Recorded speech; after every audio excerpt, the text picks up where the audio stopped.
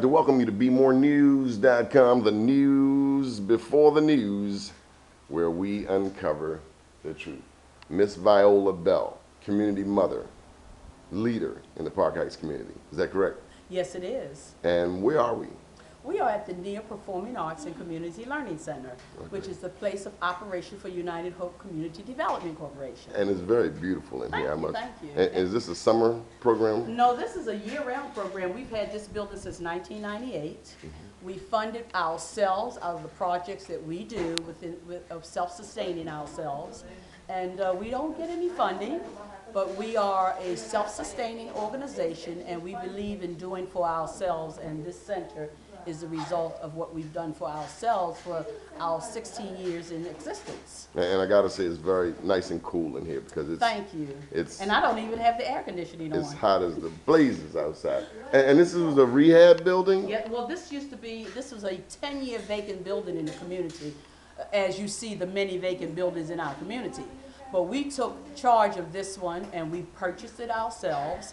We've paid for it, and we converted it to this center. It used to be one time a nuisance in the neighborhood. There a lot of drug dealers hung around here. We used to find needles and all kinds of paraphernalia on the lawn, but we took charge of this and converted it to the NEA Performing Arts and Community Learning Center. I mean, just based on the artwork that I see on the wall, people like Marcus Garvey, Yes. who spoke about self-determination and doing for self, he would be so proud of what you and your group have done.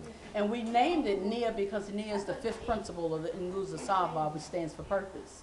And this building You think I don't know my Nguzo Saba? Well, I'm just saying. Abaragani. Habaragani, yes. Jambo. NEA. So it stands for purpose, and this building has a purpose. You know, all humor aside, Okay. what's really happening here in Park Heights? Is Park Heights getting its fair share of the money? No, it's not. And once again, we have certainly seeing injustice. What do you mean? I say injustice because even though we do not know where the money is going, we've asked for audits, we've asked for results of how the money is being spent, which we have not gotten. But we can clearly see, those of us, I'm a 26-year resident of Park Heights, and we can clearly see where it's not going. When we look at the vacant houses, the devastation in our communities, the lack of programs for our children, we know that the funding is not going into Park Heights. It's supposed to be going into Park Heights. When we look outside of Park Heights, Pennsylvania Avenue, the harbor, we can see where funding is coming to many entities. Maybe perhaps some of the funding that we're supposed to be going is being allocated to other places. I'm down Pennsylvania Avenue now. Oh yeah, have you seen it? Have you seen it? Druid Heights at Baker Street, right there at Pennsylvania. There are some nice houses being made there, but there hasn't been a whole lot on Pennsylvania Avenue or Greenmount Avenue or North Avenue. Well, it certainly hasn't been anything in Park Heights. But let's stay with Park Heights because you guys were, I remember when the racetrack was promised, racetrack impact funds, and they wanted to get slides. They wanted the people to vote for slides. We're going to give you your share of the money. But truth of, I mean, when I look around, I mean, Will Hanna and Mr. Will Gordon have taken me around, and how many, let's just go to, how many liquor stores? 43 liquor stores. How many churches? 76 churches. Okay. That's a lot of churches, a lot of liquor stores, a lot of abandoned buildings, and you're getting two $900,000 or one $900,000, one $950,000 parks. And the residents of Park Heights has not asked for that park. That park has That's a lot of money for a park. Yes, it is. And I mean, not that we don't need the parks. Well, but again, having that park, who is it for? I don't know. That's what we come to ask you. And You Viola Bell, they say you know. I'm going to tell you what my opinion is, that park is being put together for future residents of Park Heights. It's certainly not for the residents who are here now.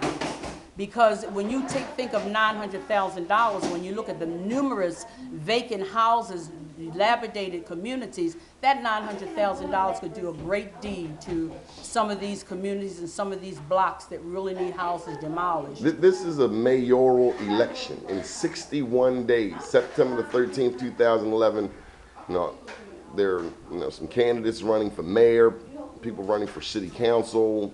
What are your thoughts about the politicians? If I say what my thoughts are, it would be very cruel because I have not seen a politician that's worthy of being voted for from me because of the fact that they sit in their political positions, they make decisions on the council, on the board of estimates, they make decisions, and obviously they sit there and they participate in decisions that are made that are not helpful for this community. So I can't find a candidate, not one, that I feel that I could vote for. I'm still questioning in my mind now, who am I going to vote for come September? I haven't found one yet that's worthy because they've been in this political process in this community. Or what's wrong with them? And we have more black elected officials in the state of Maryland, in Baltimore, than ever before in the history of the state. Well, it seems to me that they are all thinking clearly about their salaries. And they're doing whomever it is that's pulling the strings, it's not them. Because if it were, we would have a little better conditions in our communities because they said even those who have been through sitting on the council, they've been a part of this process of all these years that Park Heights has been fed injustice. They've been a part of the decision makers. Okay. And if being a part of decision makers and we're in the condition that we're in now, they're not favorably making decisions. Let me for ask you us. this. What about the churches? You got a lot of churches up here. Have the preachers come together? Let me say this about the churches. The majority of the churches, and in my boundaries, there are 4. And most of the people who attend the churches don't live in Park Heights. So they come from outside of the community. They shut their doors when they leave on Sunday. What you call it again? I call it in-wall. What you call it? In-wall. They have church in-wall. They don't come outside.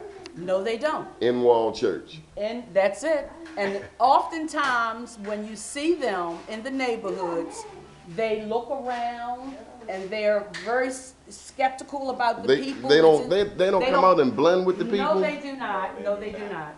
No, I thought that's what Jesus said. Do love. Exactly. They are not following the Lord. The law. Who are they following? Because they're following their change person. Because then they're following their desires, their commercial desires. That's what they're following. Because then the news becomes who the preachers endorsed for mayor. Well, let me tell you about 3 years ago, maybe 4 years ago, we invited every church in Park Heights to a breakfast. You know how many came? 2. And we sent out over 60 invitations to every church throughout Park Heights. I still have the letter on my computer that we sent out. We had 2 churches that responded. So that showed to me, that sent a message to me that they really didn't care about the people in the church, in the community. They only cared about their parishioners, and they're coming in on Sunday and paying their tithes. That's all they seem to care about. So preachers aren't helpful. Black elected officials, you right here, right now, could not name one. Not one. Not one. So what's the message to the voters of Baltimore City from Park Heights? Oh, that's a hard question to answer because I can only speak from how I feel. The message that I get is that they really don't care. They only want us to speak for them so they can continue their lifestyles and their positions as political candidates. So what will those children there think of the work unless people like you step up? I mean, what will they think? Suppose there were no Viola Bell. Maybe one of them would even answer. But well, that's a good thing, a question. Why don't you ask one of them? What would you do if there were no place like the NIA Center? What would you do? Be honest. Say what you would do. Say something. Don't make me look crazy up here. Do you like this center? Is it helpful? Yes. Are there other centers out here like this one? No. So when the people come and say they want to be mayor, or they want to be the council person or the senator, seriously, what do you think? Do you believe in any of the politicians? No. You know what I mean? For real, do you? What do you want the adults to do for you? More schools, better schools, Yes, better high schools, better colleges. scholarships. Okay. Okay. See, the cat's got their tongue right now. Well, we're going to come back. We're going to come back. Oh, This is a media project, all of that, all in one. okay. So, okay, well, we thank you for your time. Can people reach out to you if they want to contribute and send you donations? Absolutely, absolutely. We're located at 4604 Righteoustown Road, Baltimore, Maryland 21215, and United Hope is a nonprofit 501c3 organization. So we do take donations, and they can be made out to United Hope CDC.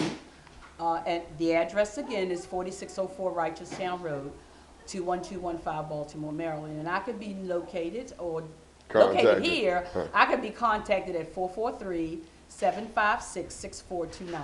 Good deal. Keep watching BMORENEWS.com, the news before the news. And this is a young lady. This is Miss Megan. Hi, Megan. Miss Megan is doing her We got you on community video, service Miss Megan, plan. and it's going to be all over the news. Would you say one good word about Miss Viola Bell and the NIA Center? That's nice. I don't know. I've been here one time.